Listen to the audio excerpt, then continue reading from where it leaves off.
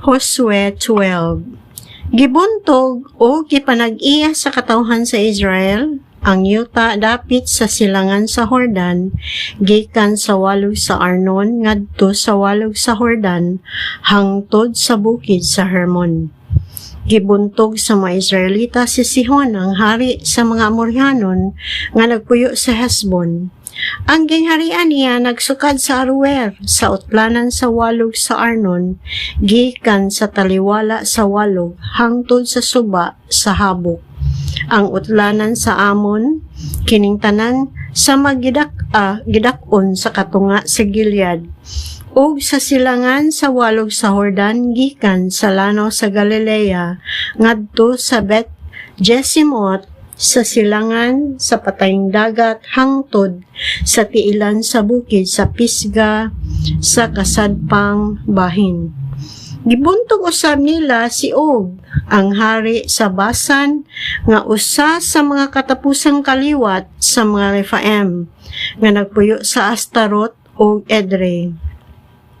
Ang iyang gingharian naglangkob sa bukid sa Hermon, sa Salika o sa tanang bahin sa Basan, hangtod sa mga utlanan sa Gesuri o sa Maakati, ingon man sa katunga sa Gilead, hangtod sa yuta ni Sihon, ang hari sa Hesbon. Mao kini sila ang gibuntog ni Moises o sa katawhan sa Israel. Gihatag ni Moises nga alagad sa Ginoo ang ilang yuta ngadto sa mga banay ni Ruben, ni Gad, o sa katunga sa banay ni Manases, aron ilang panag-iyahon. Gibuntog ni Josue o sa katawhan sa Israel ang tanang hari sa yuta sa kasadpan sa Jordan, gikan sa Baal-Gad sa walog sa Lebanon hangtod sa bukid sa Halak padulong sa Seir.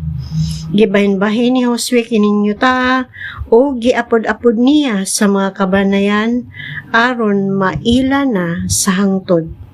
Kining bahina naglakip sa mga lungsod sa kabungturan, sa kapatagan, sa walog sa Jordan, sa ubos sa mga kabungturan, sa kamingawan o sa Negeb.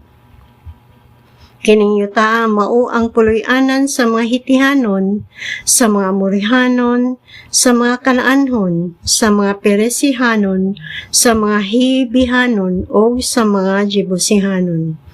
Kini ang mga hari nga gibuntog ni Josue, ang hari sa Jericho, sa Ai, dool sa Bethel, sa Jerusalem, sa Hebron, sa Jarmuth, sa Lakis, sa Eglon, sa Geser, sa Dabir, sa Geder, sa Horma, sa Arad, sa Libna, sa Adulam, sa Makeda, sa Bethel, sa Tapua, sa Heper, sa Afek, sa Lasaron, sa Madon, sa Hazur, sa Simron Meron, sa Aksaf, sa Taanak, sa Megido, sa Kadis, sa Jokneam, didto sa Carmel, sa Dur, didto sa Baybayon, sa Goyem, didto sa Galilea, sa Tirza.